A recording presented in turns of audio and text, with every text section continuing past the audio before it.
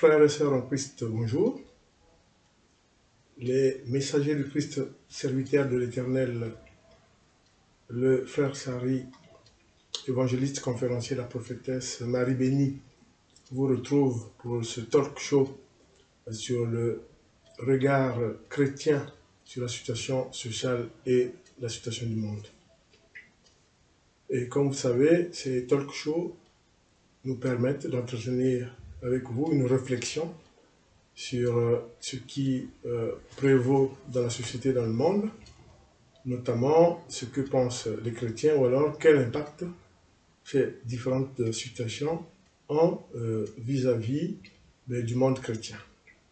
Il est évident que nous appartenons à des communautés, nous appartenons à des pays, et pour lesquels, évidemment, nous sommes des citoyens qui respectons tout ce qui s'y fait, bien sûr. Mais nous avons quand même une singularité, c'est de voir un peu ce qui se passe, et de suggérer ou de donner notre avis. Cela pour permettre à ce que les chrétiens puissent avoir aussi des bons réflexes. Donc pour aujourd'hui, nous allons donc parler de la société, donc les situations sociales. Et comme vous le savez, il y en a plusieurs, mais on a retenu la crise sanitaire, oui. On a retenu la crise économique, on a retenu les situations de violence, et puis on va évoquer ce qu'il faut faire par rapport aux recommandations des autorités, tant politiques que sanitaires, et ce que peut être aussi notre réflexion sur certaines situations dans le monde. Concernant la situation de crise sanitaire, comme vous le savez, différents pays, à travers les informations que nous suivons dans le mass media, sont confrontés à l'épidémie, la pandémie de la Covid-19. Avec un impact en fonction du pays, mais où on sent quand même une recrudescence de la pandémie. Et chaque pays développant des mesures pour faire face à la situation, allant du confinement à je dirais, la restriction de la circulation des personnes pour, dans le but d'éviter effectivement de la transmission virale. Et ce que nous pouvons dire, c'est que il faut, par rapport à cette situation, évidemment, suivre ce que disent les autorités. Le chrétien est une personne, effectivement, qui vit dans la société et qui doit être discipliné. Dans la sagesse, dans les livres de la sagesse, Dieu lui-même dit, il faut respecter l'autorité. L'autorité étant représentative de l'organisation, de la direction de la collectivité. Donc, les mesures qui sont prises, il faut s'associer à la mise en œuvre de ces mesures. Et s'il faut contribuer à la prise de certaines décisions, il faut suivre les démarches qu'il faut avoir pour porter effectivement ces idées. Je ne sais pas si la prophétesse peut ajouter quelque chose pour qu'après on continue toujours sur la crise sanitaire.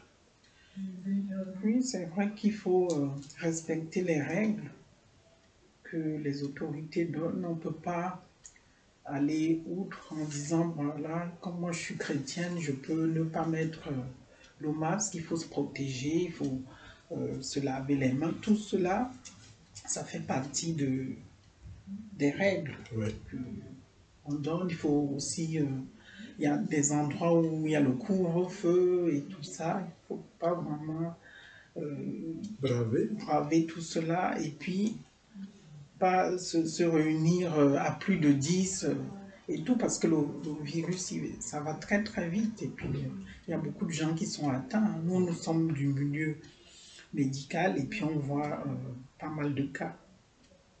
Effectivement.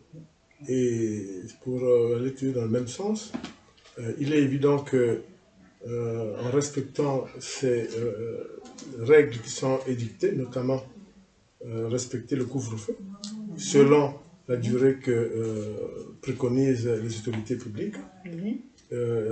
Mais il faut aussi repréciser le respect des mesures barrières, à savoir le port du masque, ça comme vous le savez, en respectant effectivement la durée de 4 heures, et en le le plaçant très bien, comme vous le savez. Il ne faut pas qu'il ne cache que la bouche. Voilà. Il faut qu'il soit bien posé. Ça, effectivement, en le respectant, on a la garantie que c'est efficace. Le lavage des mains avec une solution hydroalcoolique, comme vous le savez aussi. Et puis, ce qui est aussi, il ne faut pas oublier, c'est la distanciation physique. Voilà. Pourquoi est-ce qu'il y a le couvre-feu? L'une des raisons, c'est effectivement qu'on a vu une flambée de la pandémie suite à un certain laxisme qu'on a pu observer, notamment dans ce qu'on appelle les fêtes clandestines. C'est dans ce qu'on appelle les retrouvailles clandestines. Et dans ces retrouvailles clandestines, les gens s'embrassent, les gens respectent pas la distanciation, ils se saluent en s'embrassant, les épaules, en se saluant. Et cette recrudescence a fait que l'autorité publique, les autorités publiques, quel que soit le pays, ont même été obligées de prendre des mesures draconiennes pour les festivités, aussi bien pour la fête de Noël, impactant effectivement sur les chrétiens, et les fêtes de fin d'année de la Saint-Sylvestre, comme on appelle classiquement. Cela pourquoi? Parce que si on ne respecte pas toutes ces règles édictées, notamment la distanciation, le port de masque, etc., en se disant qu'on est en fête privée, c'est justement ça, c'est là où il y a les dégâts. Vous êtes en fête privée, en plus vous êtes dans un milieu confiné, où il n'y a pas de circulation d'air, en plus la nuit vous devez ouvrir les fenêtres, mais on est en hiver, donc du coup c'est pour ça que, autant que faire se peut, il faut effectivement éviter, bon sauf, on comprend très bien que lors de la fête de Noël et de fête de fin d'année, bon, les gens étaient enclins à se retrouver. Et là aussi, j'ai oublié aussi une règle qui était une règle pertinente, c'est le nombre de personnes. Bon, habituellement, vous savez que c'était limité à 6. Hein? Vous savez que c'était limité à 6. Donc, je sais que c'est difficile, mais c'est comme ça. Je répète, le chrétien est quelqu'un qui doit être, je dirais, apte ou aller dans le sens du respect de l'autorité établie, puisque sinon, il s'instaure la pagaille, et sinon, il se met lui-même aussi en danger. Parce que si vous ne respectez pas ce qui est établi, le risque c'est que vous chopez la maladie. Et quand on sait que c'est une pandémie qui est quand même, on le sait, très insidieuse et très mortelle, il est évident que le respect de toutes ces mesures, le respect des règles édictées par l'autorité publique, par l'autorité sanitaire, permet effectivement de contenir la progression de la pandémie. Et ça, c'est très important. Donc, il y a un autre aspect aussi très important, c'est, vous savez qu'actuellement, à travers beaucoup de pays, bon, en France, ça commence à démarrer, mais des autres pays européens ont déjà lancé, c'est la vaccination. Évidemment, il n'est pas notre rôle de dire quoi que ce soit sur les positions des uns et des autres, non. Suivre ce que disent les autorités, c'est de se dire que souhaitons vivement effectivement, que les vaccins soient efficaces. Évidemment, théoriquement, c'est ce que on dit les labos, et nous, on se confie à l'autorité publique en se disant que la politique qu'ils vont instaurer vis-à-vis du vaccin est celle qui prévaudra, et à chacun d'aller toujours dans le sens de rechercher que la pandémie soit vaincue, et toujours dans ce sens. Et on se dit que Dieu donne la sagesse et l'intelligence à ces personnes qui sont en train de travailler pour pouvoir trouver une solution à cette pandémie qui touche le monde entier, hein. C'est pas seulement nous. Et voilà, il y a beaucoup de personnes dont on arrivera à l'économie. Hein. Pour le moment, on parle de... Non, pour l'instant, on parle de la crise sanitaire. Voilà, l'économie, tout ça, on a qui est aussi touché. Voilà. Voilà. Toujours en rapport avec cette crise sanitaire, comme je disais, bien suivre ce que vont dire les autorités par rapport à la vaccination, et ne pas aller dans le sens où, sans argument, on puisse prendre des décisions soi-même qui peuvent impacter sur soi-même de manière négative. Donc, c'est à vous, en suivant ce que disent les autorités, à prendre la position qui semble la mieux pour vous. Très important. Et puis, au niveau familial, évidemment, voilà, au niveau familial, essayer effectivement d'aller toujours dans le sens de Voilà. rechercher Voilà. que la pandémie soit vaincue. Voilà. Nous pensons, oui, aux familles, parce que c'est pas du tout évident, ces moments où on passe, on était habitué à aller travailler, on rentre à la maison, voilà, c'est l'heure de manger, on mange et puis tout le monde va au lit. Nous sommes dans une situation maintenant où il y en a qui ont plus de travail, qui sont à la maison, alors qu'ils passent toute leur journée à la maison parfois des appartements Voilà, pas très grand. pas très grands, Donc, pas adaptés, tout ça pour toute ils la sont famille. confinés dans un confinement. Voilà. Alors nous pensons à toutes ces personnes et puis que l'amour vraiment prévaut dans tout cela parce que Dieu nous a dit en partant, il nous a laissé vraiment un passage, je vais lire le passage dans Jean 14, 34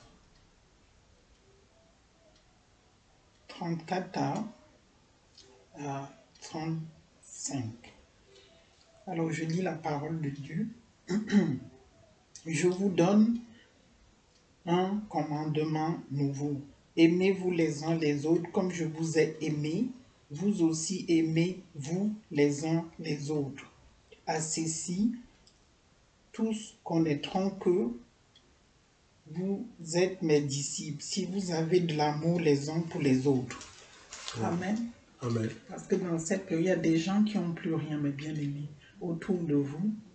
Vous voyez ceux qui ont perdu leur travail, ceux qui vivent vraiment dans des conditions qui sont vraiment déplorables. Vous pouvez toujours donner votre aide à ces personnes-là. Que ce soit par un appel, comme on ne peut pas toujours aller vers les gens, que ce soit par un appel, bien au téléphone pour prendre des nouvelles, ou alors poser quelque chose, même devant la porte de ces personnes pour qu'ils puissent vraiment avoir de quoi subvenir à leurs besoins. Parce que c'est vraiment, il y a des personnes, vraiment, il y a tout est fermé. Ici où nous vivons, la plupart des restaurants sont de nouveau fermés. Pour vous dire un peu l'ampleur, et puis ça fait la 3e fois qu'ils ferment les restaurants. Donc tous ceux qui sont dans ces branches-là, l'hôtellerie, la restauration et tout, ils sont vraiment sur le carreau.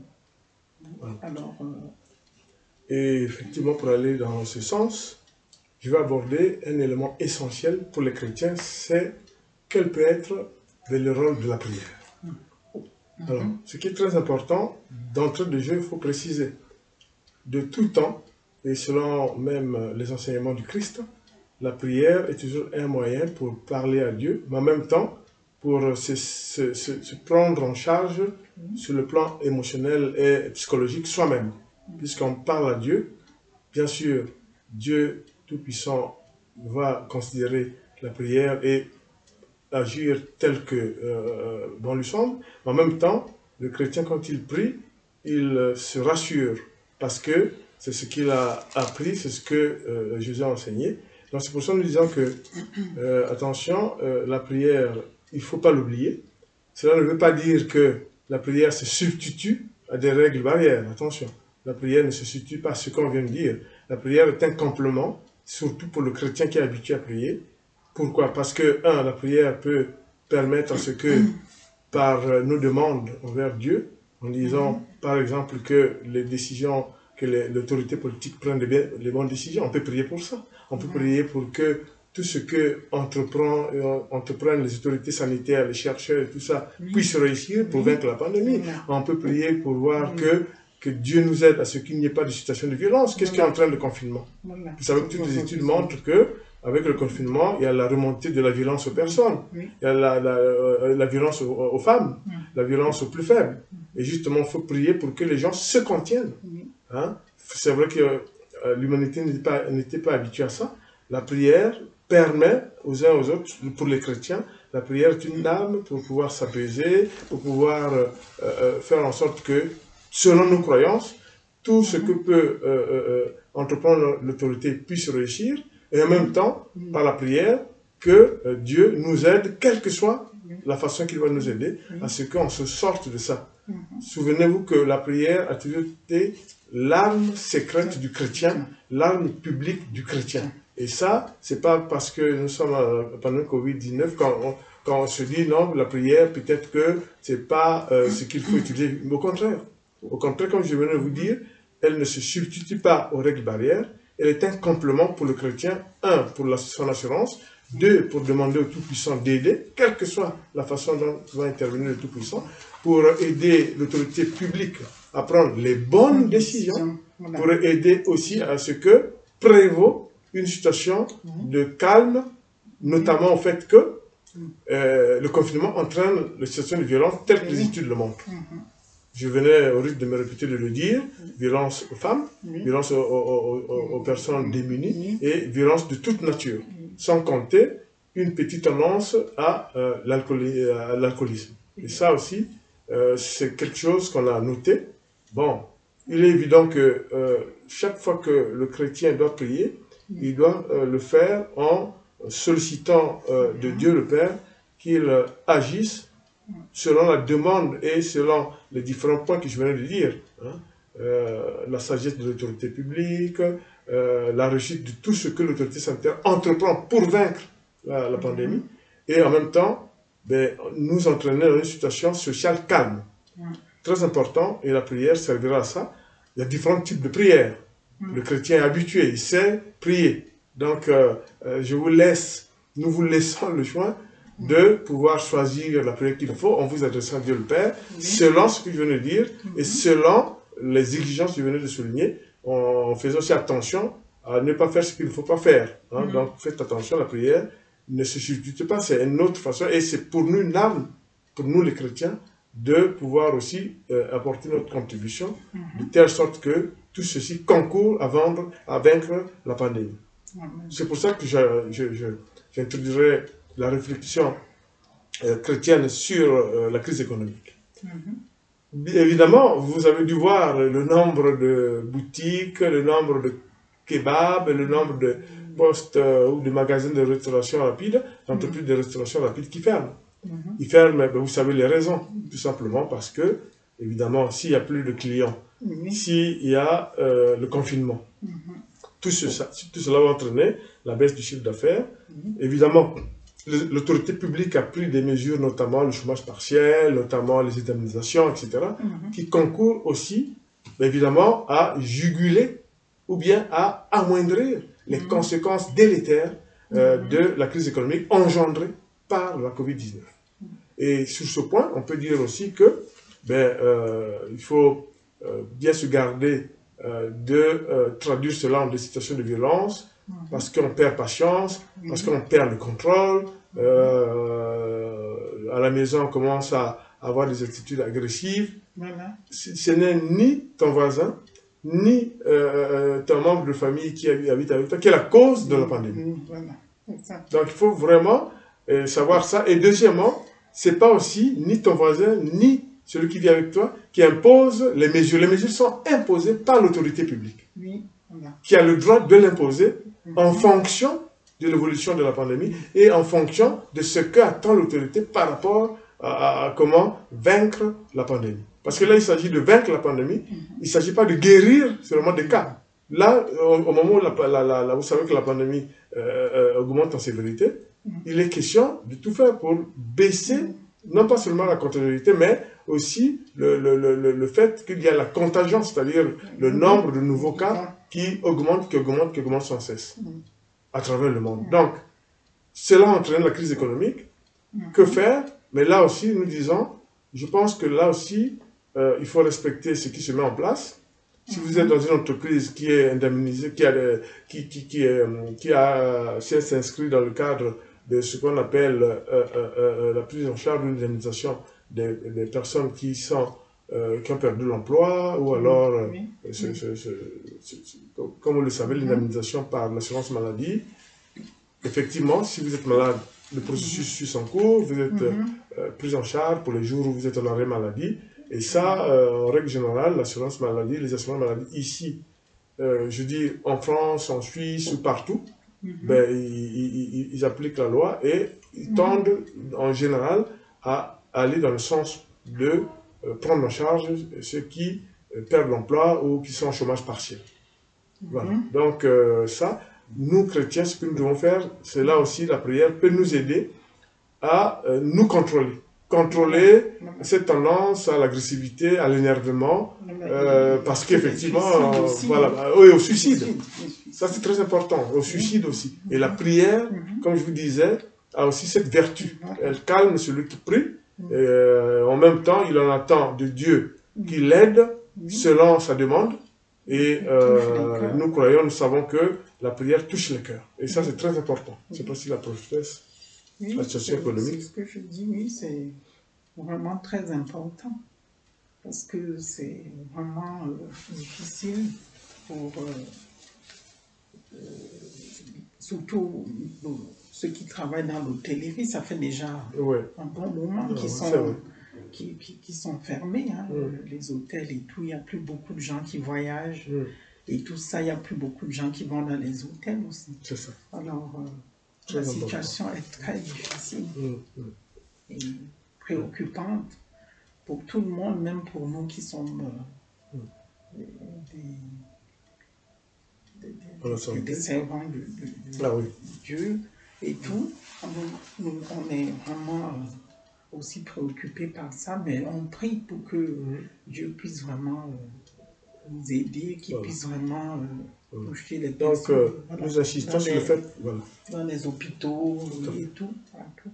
Nous insistons encore une fois de plus pour le fait que le chrétien n'a pas honte à prier. Voilà. Et nul ne peut démontrer que la prière ne serve pas.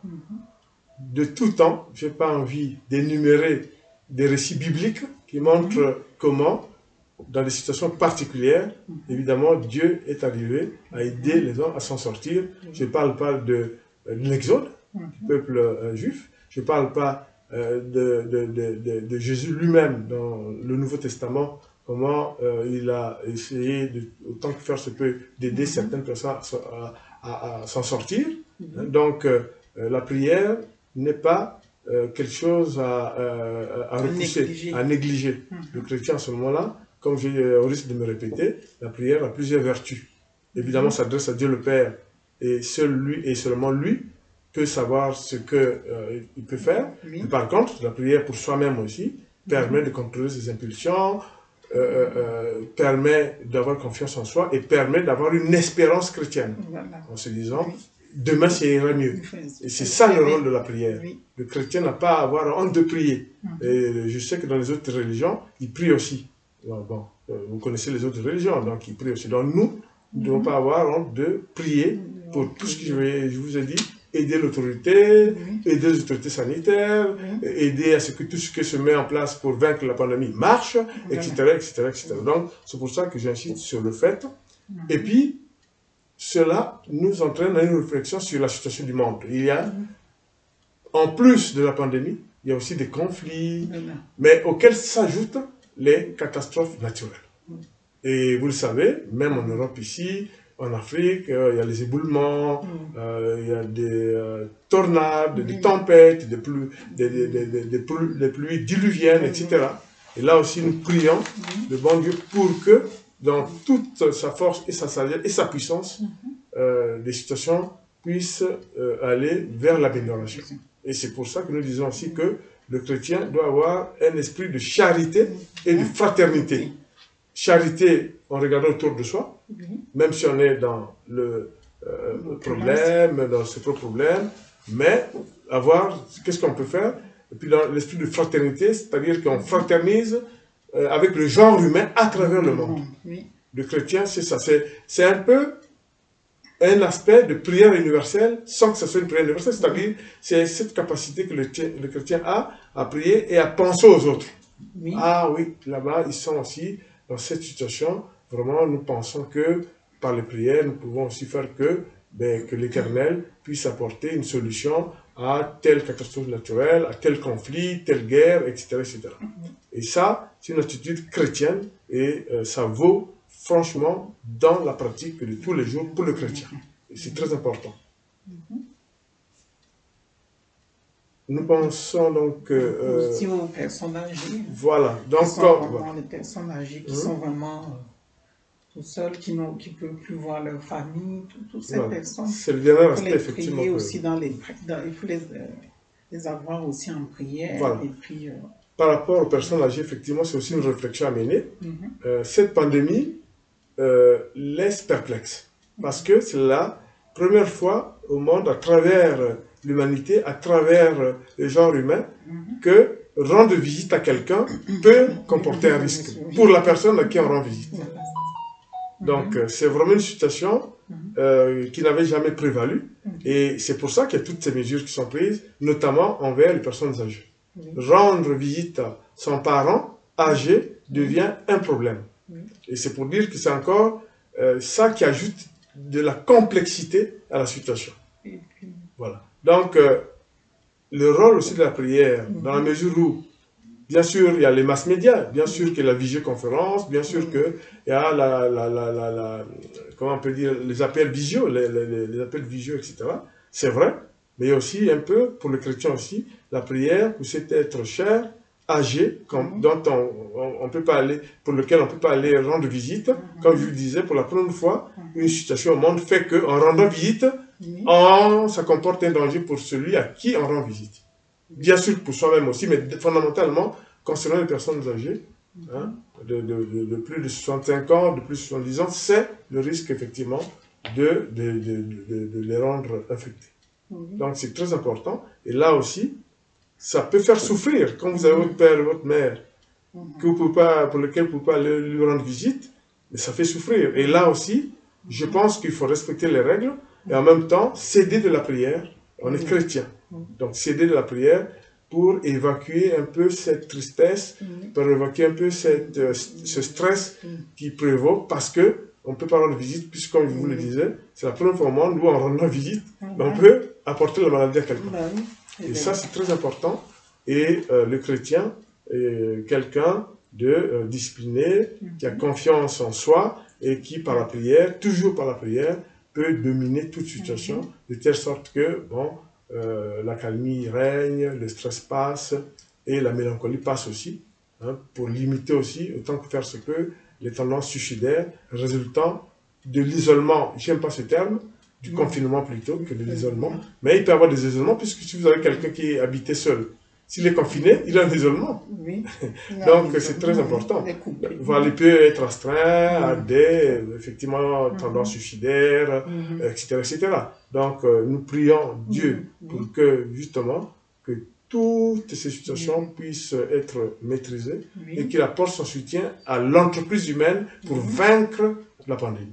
Amen. Et puis dans les couples aussi, il y a vraiment de l'amour, qui est vraiment la compassion, qui est vraiment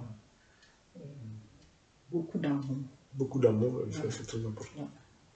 Et puis les enfants aussi, les petits-enfants, les petits-enfants aussi sont devenus aussi un danger. Un danger ne peut pas aller rendre visite. Eux, ils sont protégés, mais vous savez que c'est les porteurs sains. Donc, ils peuvent plutôt infecter les personnes adultes. Donc, ça aussi, c'est une situation insolite, mais qui est la réalité. Il faut prendre compte de la réalité. Elle est là, elle s'impose. Et donc, il faut prendre en compte tout ça. Et le chrétien, là aussi, quand notre talk show est intitulé, celui d'aujourd'hui est intitulé Regard chrétien sur le monde et la société, c'est justement ça. Nous aussi, on a un regard. C'est pour ça que les messagers de Christ, serviteurs éternels, en tant qu'appelés de Dieu, contribuent aussi à cette réflexion avec des chrétiens. Donc on se transmet, même si ce n'est pas un échange direct, mais on sait que vous nous suivez, on sait que vous nous écoutez, et on sait qu'à partir de là, nous avons quand même des choses à vous dire et pour aller dans le sens de vaincre la pandémie. Donc, amen. Et que la prophétesse va faire une prière. Vraiment bénis, mes bien-aimés. Vraiment que le Seigneur continue à nous protéger et lui qui nous couvre de ses grâces. Amen. Et on dit Amen. Amen, amen. À la prochaine. À la prochaine.